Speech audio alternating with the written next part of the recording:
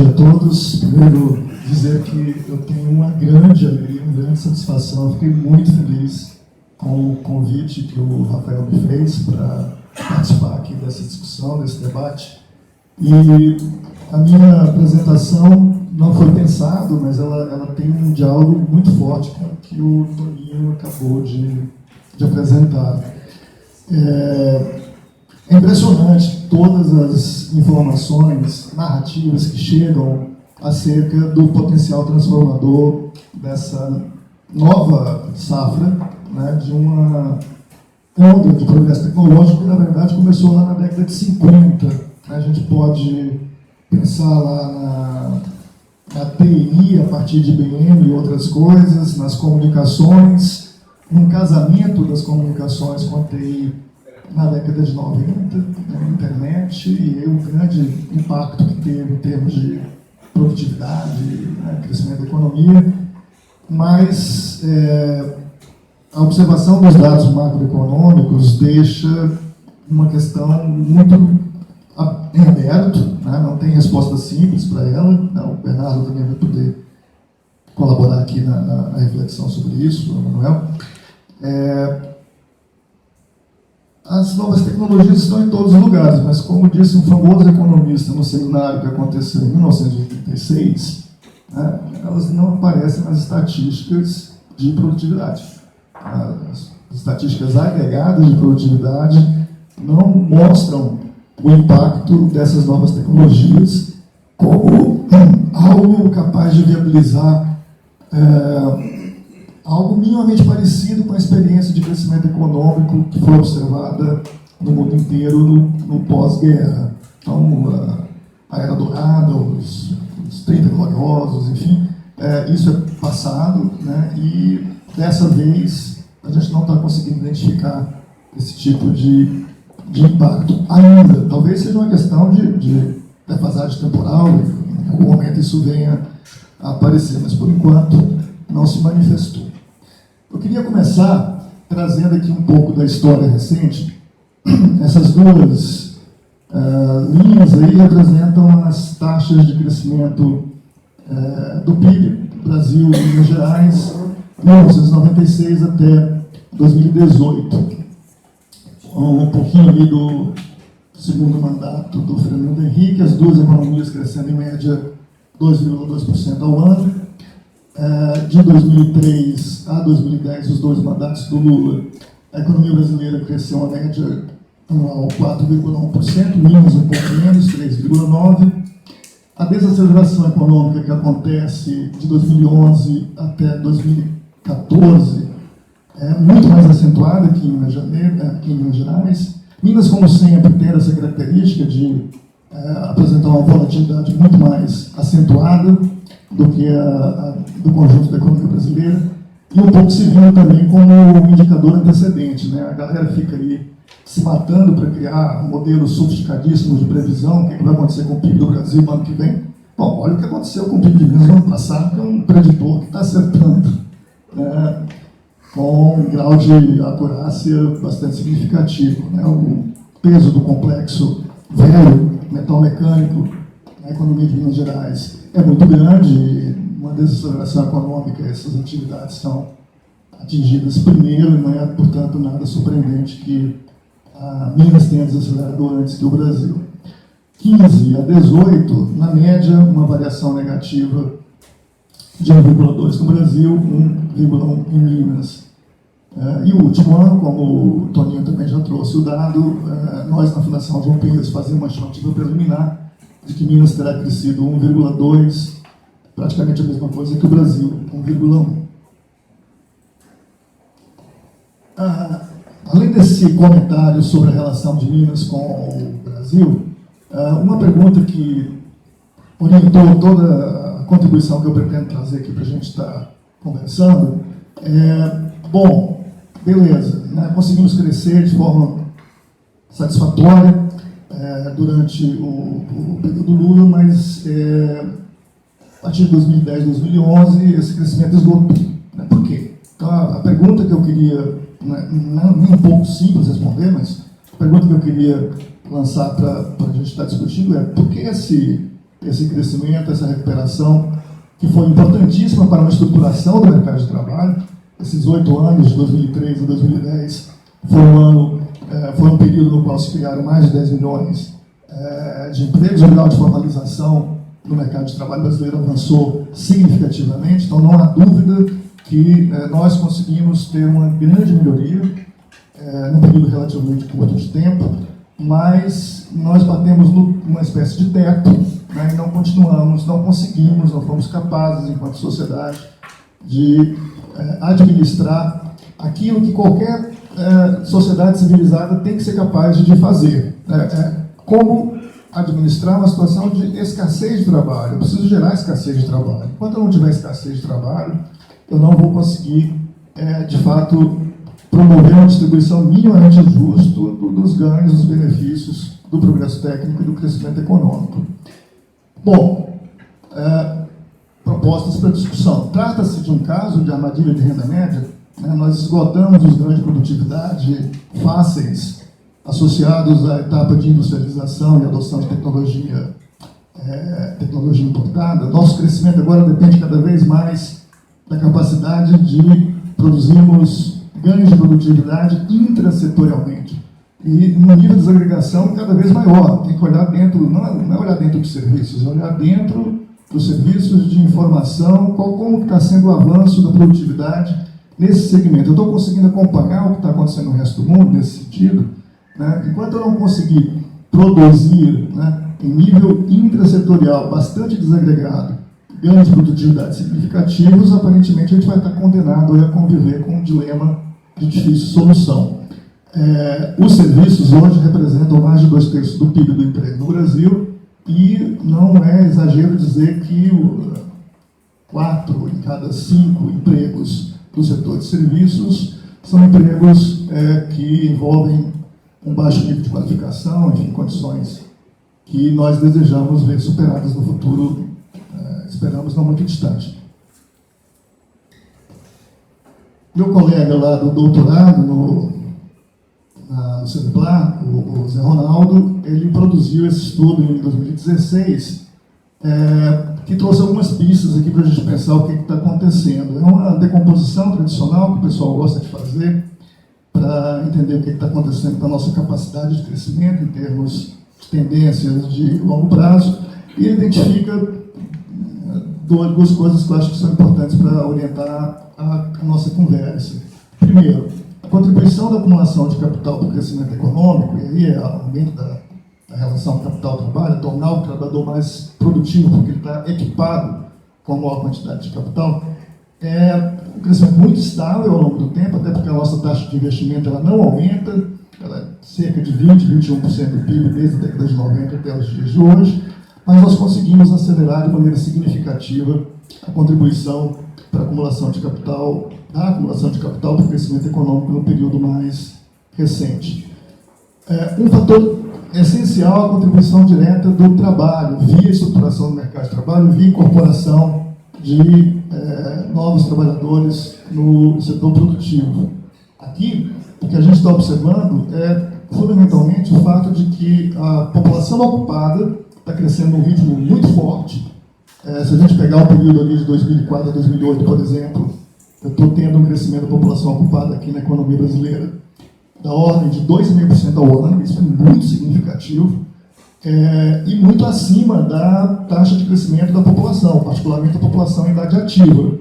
Eu só posso ter um crescimento da PO muito além do crescimento da população em idade ativa se eu parto de uma situação inicial de, enfim, características latino-americanas, enorme margem de subemprego, uma dualidade tremenda no mercado de trabalho, um nível de desemprego inicial também muito elevado. Então, nós mobilizamos esses recursos que estavam desempregados, que estavam subempregados, e é isso que viabilizou essa maior contribuição do trabalho para o crescimento econômico. Agora, essencialmente, em apenas 2 momentos, nós conseguimos identificar algo que é necessário para sustentar de forma equilibrada no tempo um crescimento econômico que venha acompanhado de melhoria significativa no padrão médio, devido à população sem que isso se traduza em desequilíbrios macroeconômicos mais sérios pelo lado da inflação ou do lado do balanço de pagamentos. Eu preciso ter ganhos de produtividade significativos.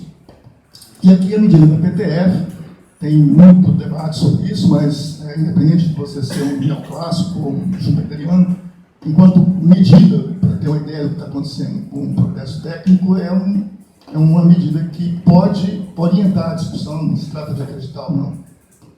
Nós tivemos 2 períodos em que os ganhos de produtividade foram muito significativos. 93, 97, 2004, 2008. PTF crescendo a mais de 1% ao ano. O que aconteceu nesses períodos?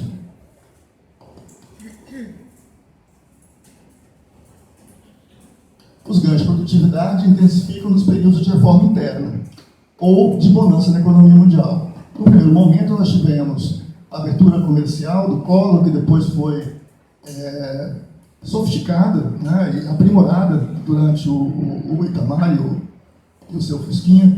Né. Tivemos a estabilização macroeconômica. No segundo período, nós tivemos a reforma da Previdência do regime próprio, tivemos lei das falências, lei das inovações, e, ao mesmo tempo, uma bonança extraordinária com a duplicação dos preços das exportações dos nossos produtos básicos. Do lado do trabalho, um pouco isso que eu acabei de falar para vocês, a população ocupada vinha crescendo bem mais rápido do que a população em idade ativa. Eu não tenho pesquisas com a mesma metodologia por muito tempo no Brasil. Infelizmente, a PME mudou de metodologia no início da década do século, em 2002. A PME de antes não é comparada com a PME de depois, e ela durou até 2015, a nova PNAD começou em 2012, então a gente tem que tentar conciliar aí as diferentes metodologias para entender o que está acontecendo com o desemprego. Mas o fato é que, com a mesma pesquisa e a mesma metodologia, eu saio de um desemprego de quase 12% da população economicamente ativa em 2002, e chego em 2010 com menos de 7%, chego em 2014 com menos de 5% da força de trabalho. A formalização do mercado de trabalho avançou de maneira significativa, porém, mesmo com todos os avanços nos 2 mandatos do governo Lula, a nossa dualidade estrutural, um inchaço extraordinário do nosso setor informal, ela é preservada e precisa ser de alguma maneira atacada. Aqui um pouco para a gente pegar a questão dos ciclos econômicos de curto prazo. Né? O mercado de trabalho se estrutura quando a economia cresce para além do ritmo de crescimento do PIB potencial, que é o que aconteceu de 93 a 97, depois de 2004 a 2008. Olhando em termos de PIB potencial, nós conseguimos um resultado em 2004 e 2008 muito difícil de ser repetido. O ano passado a gente fez uma pesquisa na Fundação João Pinheiro e procuramos identificar quais eram as condições para o crescimento de longo prazo para Minas e para o Brasil, agora nesse período de 16 a 19, eu vou trazer essas informações. Antes de apresentá-las, eu queria lembrar que as condições que estavam postas em 2010 e 2011, nós chegamos a uma situação na qual o indicador da sondagem industrial do IBGE, por exemplo, do IBRE, da Fundação Getúlio Vargas, havia alcançado 85% da capacidade instalada.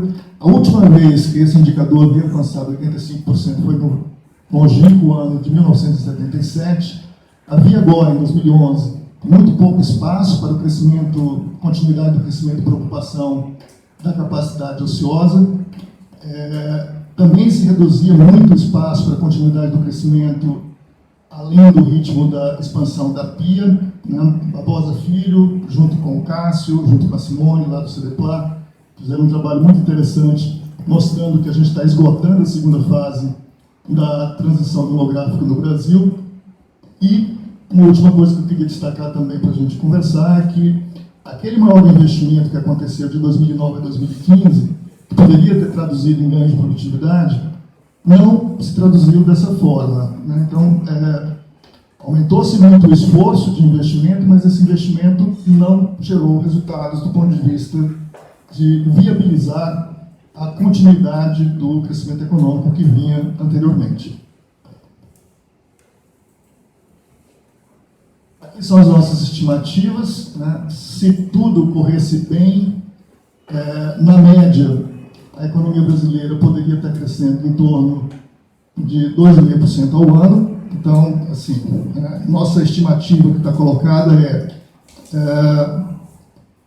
o melhor que a gente poderia tentar fazer em termos de gestão macroeconômica seria produzir um crescimento moderado, sustentado por um período prolongado de tempo, mas que não fosse muito excessivo. Se a gente conseguisse crescer 3% ao ano durante 10 anos seguidos, isso está muito além do nosso potencial, isso seria suficiente para que um grande avanço adicional na estruturação do mercado de trabalho brasileiro pudesse acontecer. Se a gente for um pouco mais modesto nas nossas metas, né, parar de imaginar que a gente tem condições de crescer 4,5%, 5%, como se isso fosse uma coisa muito fácil, talvez a gente botasse um pouco mais o pé no chão e viabilizasse, de fato, trajetórias de crescimento sustentáveis compatíveis com uma maior estruturação do nosso mercado de trabalho.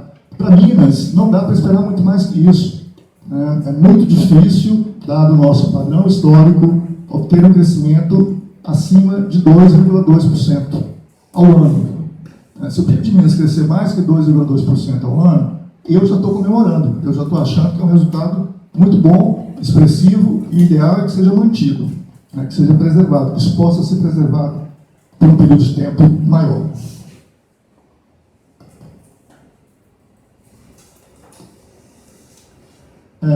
Esses apontamentos são basicamente, né, esses destaques que eu acabei de falar, de fazer.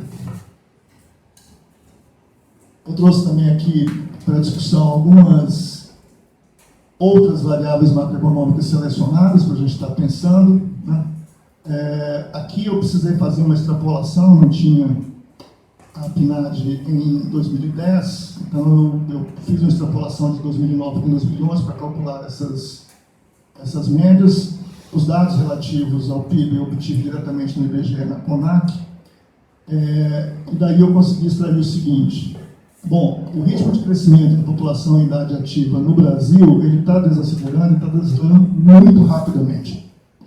Ele vinha crescendo a ordem de 2% ao ano no início do século XX, e atualmente, se a nossa PIA puder crescer 0,7%, 0,8%, 0,9%, já é muito também, não dá para esperar muito mais do que isso. Qualquer análise que a gente possa vir a fazer sobre as potencialidades para o nosso mercado de trabalho tem que levar em consideração a rapidez com que se desacelera o crescimento populacional. Isso é muito intenso, está acontecendo muito rápido. A população economicamente ativa vinha contribuindo de maneira significativa também para o crescimento, 2% ao ano, de 2004 a 2010, desacelerou muito, né? Uma parte desse fenômeno já reflete o fato de que a desaceleração econômica produz um efeito de desalento na força de trabalho. Já tem uma parcela da força de trabalho que deixa de procurar trabalho, embora tenha disponibilidade para exercer e deixa de ser aproveitado. O crescimento da população ocupada despenca, né, de 2,4% no primeiro período para 0,3%. O PIB, que vinha crescendo 4,5%, cresceu uma média antes, né, da crise se intensificar, 1,14%. E produtividade, né, que é o número, né, onde as novas tecnologias deveriam estar aparecendo, mas que elas estão em todos os lugares, menos nas estatísticas de produtividade. Quando crescemos ocupando capacidade ociosa, produtividade do trabalho, a relação do PIB com a PO, cresceu 2% ao ano. Quando batemos no nosso teto, né, e essa é a grande dificuldade, como continuar crescendo, uma vez que a gente se aproxima de uma situação de escassez de trabalho, a produtividade passou a crescer apenas 0,8%. Daí, o que eu queria trazer é essa discussão, né? Eu espero que no futuro não muito distante a gente consiga repor a situação que nós tínhamos em 2014, onde o problema era o apagão da mão de obra, não era quero voltar a ter uma situação. Se tivermos de novo que está discutindo apagão de mão de obra, aí eu vou estar feliz, vou estar satisfeito. Mas a questão é, né, nós temos essa meta, a gente vai alcançar. Quando a gente chegar lá, Como é que a gente preserva isso? Como é que a gente não deixa de novo escorrer pelos dedos das mãos? Né? Como é que a gente pode administrar essa situação que seja desejável? E aí eu trago essa possibilidade aqui para a gente conversar. Será que a gente tem uma espécie de dilema Tostines? Né? O mercado de trabalho vai mal porque a economia entrou em colapso? Claro, né? Essa relação é uma relação direta, simples e muito fácil de se estabelecer. Mas será que a economia brasileira não entrou em colapso exatamente porque ela não tem apresentado condições estruturais, institucionais, de crescer de forma sustentada, sem que seja pela ocupação fácil de capacidade ociosa, ou com pouco espaço para reduzir adicionalmente o desemprego e o subemprego? Né? Eu imagino que aqui a gente tem, de fato, uma coisa produzindo a outra e reforçando num círculo de causação circular. Então, a hipótese que eu trago é como lidar com essa causação circular. Aqui esses dados sobre a evolução do custo unitário do trabalho, salário real e produtividade nos ajudam a pensar a respeito disso. Salário, isso aqui, não temos mais a pesquisa da PIMS, ela deixou de ser realizada depois de 2015, então a série só foi possível fazer até 2015, mas uma pesquisa muito adequada para a gente conseguir estar acompanhando a relação entre esses indicadores, que está tudo na mesma fonte original de informação. Eu não tive nenhum problema de 2003 a 2010 de produzir um aumento real no salário pago na indústria brasileira da ordem de 25%. Isso é o dado. Né? O salário aumentou 25% em termos reais. Isso causou algum problema mais sério para a nossa competitividade? Não. O custo unitário do trabalho em 2010 era apenas 5% maior do que em 2003. Por quê? Porque, ao mesmo tempo, a produtividade estava avançando de maneira significativa. É quando se esgota a possibilidade de ganhos adicionais de produtividade, que é o que eu observo de 2010 em diante, que a situação se torna realmente muito difícil de administrar. A continuidade dos ganhos salariais até 2014 se traduziu numa competitividade cada vez mais comprometida para as nossas empresas do tecido industrial. Ainda mais que a gente está competindo com os chineses. E a reação, a forma como a sociedade brasileira reage quando a gente aproxima dessa situação de escassez de trabalho, é que precisa ser definitivamente atacada de uma maneira um pouco mais amadurecida. Para refletir sobre isso que eu estou chamando aqui de causação circular, eu lembrei do famosíssimo artigo do Kalec, de 1933, os aspectos políticos do pleno emprego, e me ocorreu o seguinte: no caso do Brasil, o Kalec ele apresentou o argumento original de que o desemprego é o principal mecanismo disciplinador da luta de classes. Então ele está sendo sempre reposto como um elemento de disciplina, né, da luta de classes. Trazendo para o Brasil, trazendo para a América Latina, é um pouco pior do que isso, né? Parece que nós temos aqui um efeito reativo da sociedade que disciplina o nosso avanço civilizatório. É proibido avançar enquanto civilização quando a gente avança do ponto de vista da expansão do nosso sistema de proteção social, da melhoria, da estruturação do nosso mercado de trabalho. Por que ocorre esse efeito reativo? Né? Por que aconteceu em 64? Né? Por que a gente está vivenciando isso tudo novamente? Né? De uma maneira completamente diferente, mas enfim. Então, assim, nós temos uma causação circular aí.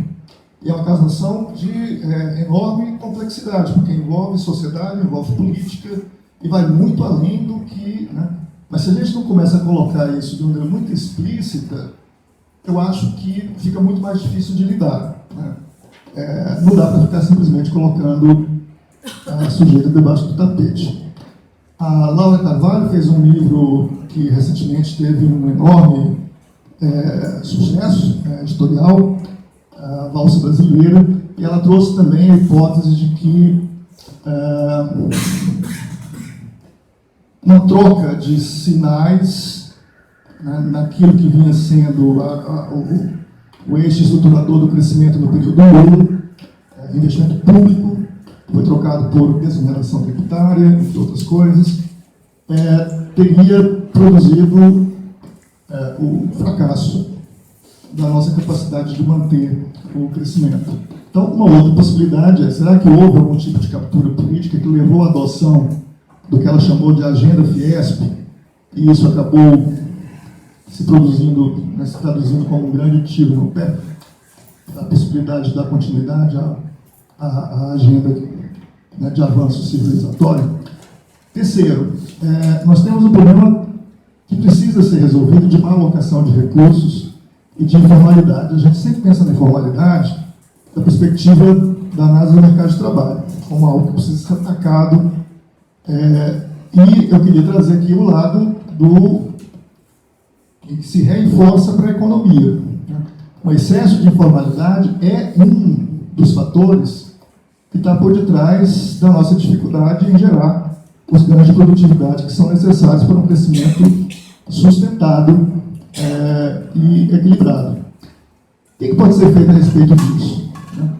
Nós temos uma segmentação de mercado de trabalho aqui no Brasil que impede que as empresas, uma parte grande das empresas que nascem pequenas, possam crescer e desenvolver de fato o seu potencial produtivo.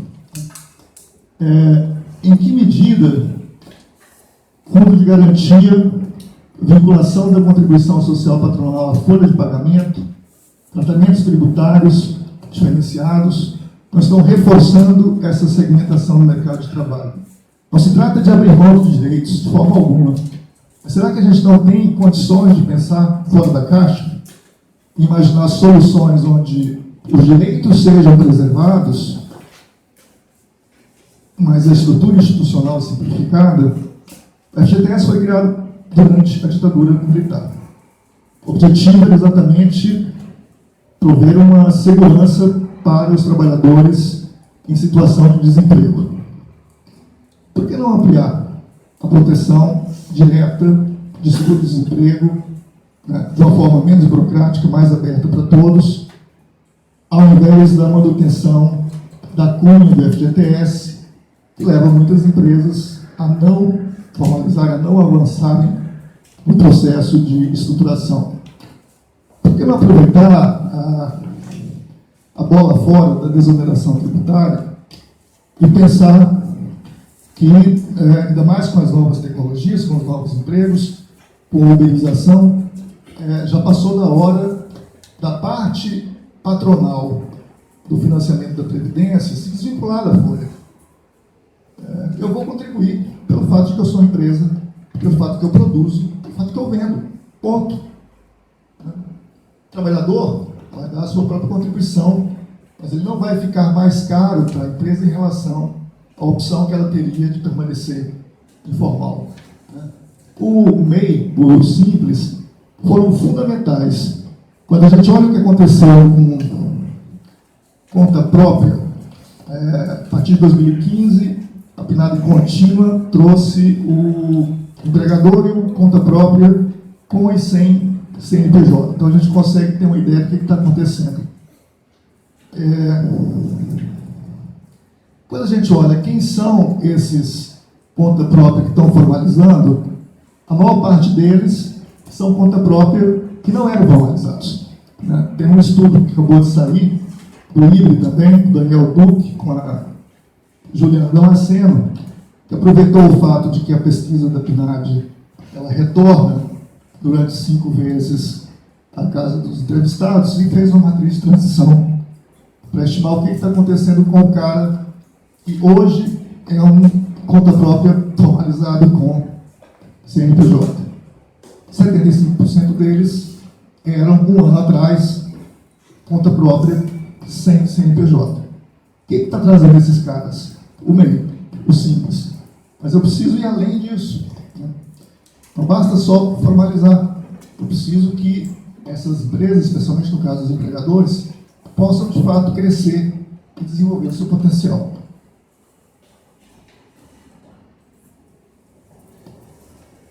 Para terminar, eu trouxe também os dados básicos da PNAD, estão disponíveis facilmente no site, para a gente ter uma ideia do que está acontecendo com a crise. Emprego no setor privado com carteira assinada. Saímos de 34 milhões de pessoas em 2012, chegamos a 35 milhões e 600 mil em 2015 e atualmente temos 32 milhões e 900. O emprego no setor privado sem carteira, 10 já em 2015, 10,3 em 2014, atualmente 11,1. Doméstico põe sem carteira, emprego público em pequena expansão, o empregador aumentando ligeiramente de 4 para 4,4, o autônomo de 22 para 23,3. Olhando dentro dos empregadores e dos autônomos, eu tenho empregadores com CNPJ 3,3, 3,2 em 2016, o ano que a crise fez sentir mais forte, 3,4, 3,5. Empregador informal sem CNPJ 0,7, 0,8, 0,9. O conta própria com CNPJ seria um indicador, está acontecendo ou não pejotização, e essa pejotização é boa ou ruim. Né? Esse estudo livre ele é interessante por conta disso.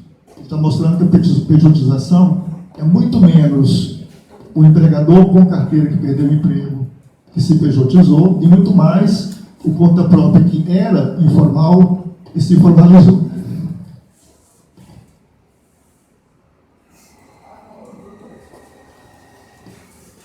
Aqui, à medida da nossa incompetência, nós vimos conseguindo reduzir o total de desocupados, o subemprego por insuficiência de horas trabalhadas e uma soma do desalento com o cara que tem disponibilidade para trabalhar, mas procurou o trabalho, mas não tem momentaneamente disponibilidade para trabalhar, que é o que o IBGE classifica como fosse trabalho potencial, de 15 milhões, a soma desses três grupos, em 2014, nós estamos agora com mais de 25 milhões. Então, assim, o retrato rasgado, né, da nossa incompetência enquanto país está resumido, está sintetizado aqui nesse gráfico. Né? A gente consegue ver com muita clareza.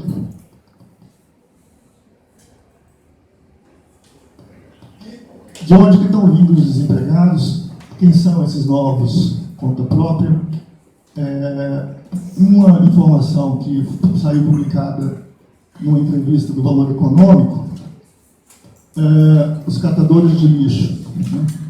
Existe uma enorme relação entre a deblaque do setor de construção no Brasil e o enorme crescimento da população que está vivendo agora como catador de lixo. Inclusive, competindo de maneira muito difícil com as cooperativas tradicionais.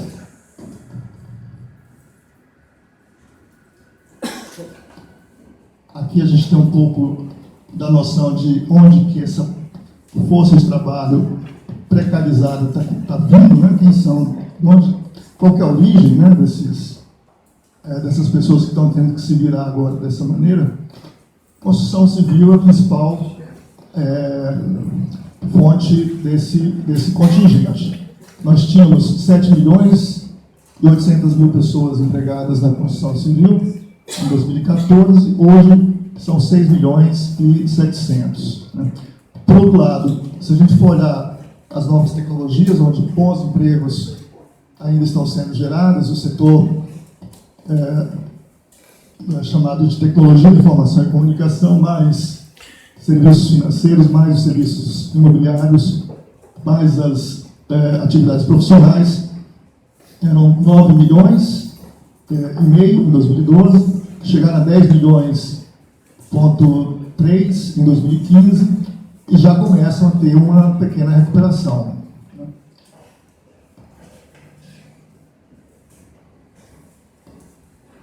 Uma boa parte desse desemprego no setor de construção civil está relacionado com o que aconteceu com as grandes construtoras aqui no Brasil. Essa é uma reportagem um pouco mais antiga, né? Mas eu consigo ver ali que Andrade Gutierrez, por exemplo, de 2016 para 2013, perdeu 57 mil ocupações. Odebrecht, 53 mil. Queiroz Gavão, 18 mil. Camargo Correia, 57. UTC, 69. E GVIX, quase 90 mil empregos. Então, uma parte muito significativa dessa mão de obra veio exatamente da debacle que aconteceu no nosso setor de construção civil. E isso também está relacionado com o boom, né, que o nosso mercado imobiliário viveu um pouco antes. Não faz muito tempo que um apartamento aqui em Belo Horizonte estava valendo mais do que um congênero em Miami. Bom, essas são, em linhas gerais, um conjunto de anotações que eu trouxe para a gente estar discutindo. Quero mais uma vez agradecer o convite do Rafael e ouvir agora o Bernardo e o Manuel nas contribuições que eles vão trazer. Muito obrigado a todos.